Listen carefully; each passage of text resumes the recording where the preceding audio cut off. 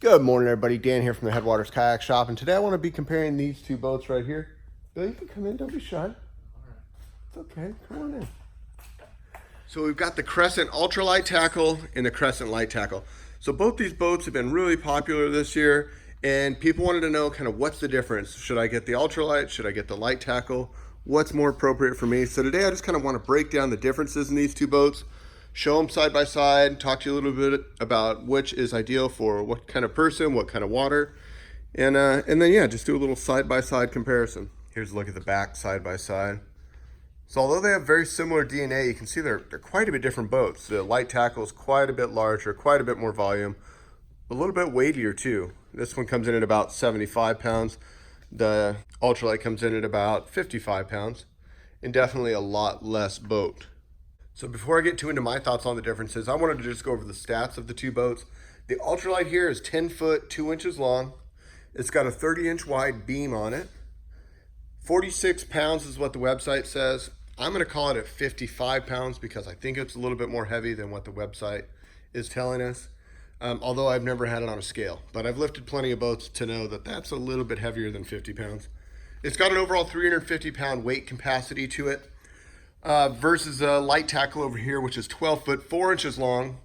So a whole 14 inches longer, 14 inches more boat, 34 inches wide, so 4 inches more width, 75 pounds, and an overall 450 pound hauling capacity. So the first thing we got to talk about is weight capacities, because honestly, 350 pounds on this guy it's not going to take a 350 pound person. So when they're talking about capacities, there's the overall weight capacity that this kayak will haul before it starts going under. And then there's the actual how big of a paddler. So let's just get a side-by-side look at these two. What you'll notice is the Light Tackle on the right has significantly more volume. So when we're talking about weight capacity, what we're really looking at is how much volume does a kayak have to support a paddler. The more volume and space a kayak has inside, the more stable it's going to feel, the heavier paddler it's going to take. So with that said, the Ultralight here says 350 pound weight capacity. I'm going to go ahead and give this thing a 225 pound max paddler weight. Anything above that, yes, you could still paddle it, but you're going to start feeling very top heavy because you're weighting down the volume of the boat. So when you go to an edge, the volume of air inside that boat isn't a whole lot to support you. So if you're 225 and up, boom, Light Tackle. This has a ton more volume around the edges.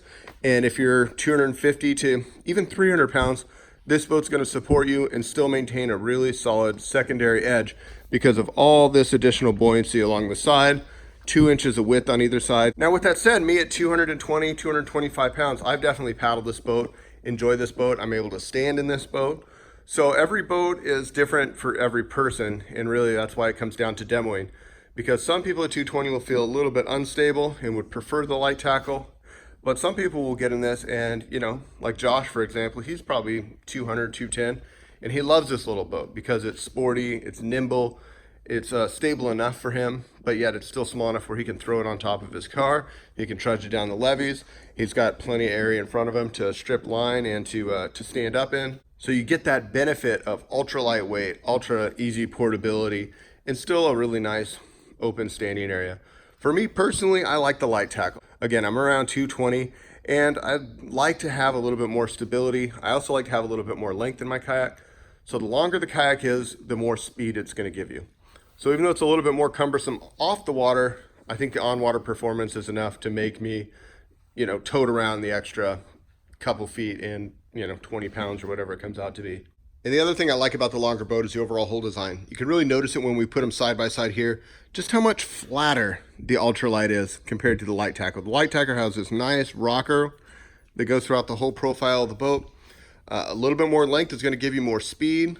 A rocker profile over a longer length is going to make it more seaworthy, more stable in challenging waters. So if you're looking for a boat for open water use, for lakes, for ocean, a little bit more rocker is always going to serve you well. It's going to allow the boat to ride through the swell as opposed to punching through the waves. You can see how that Light Tackle is a little bit flatter.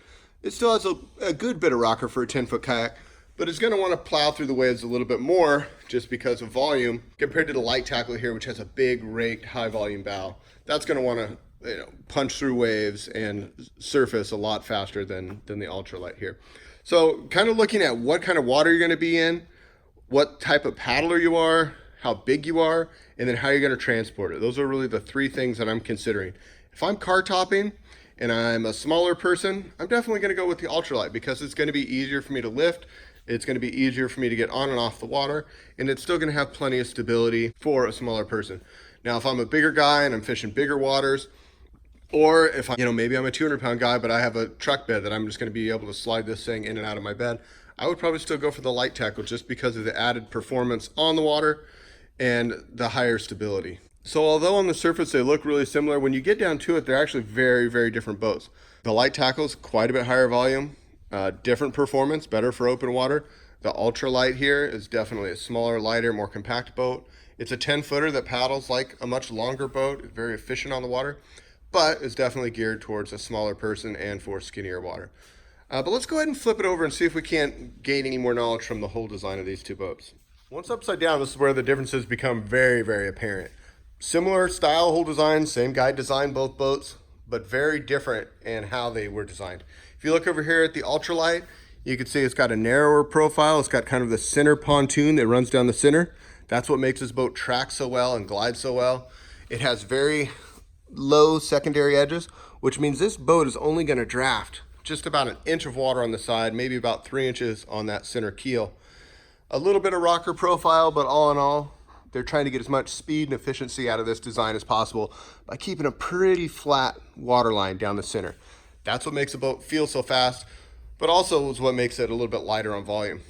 Now over here with the light tackle, you notice a little bit different hull design. You still have that center pontoon, but it almost like it has a secondary pontoon here along the edge. It also has tracking grooves, 1, 2, 3 tracking grooves that help this boat track well and maintain course. And when you look at the overall profile of these two boats side by side, you'll notice this one has a lot more rocker, a lot more contour to it, especially on that secondary edge. So the center keel, fairly flat with a little bit of rocker, but then that secondary edge there has a lot of rocker, and then they take that volume way out on the sides.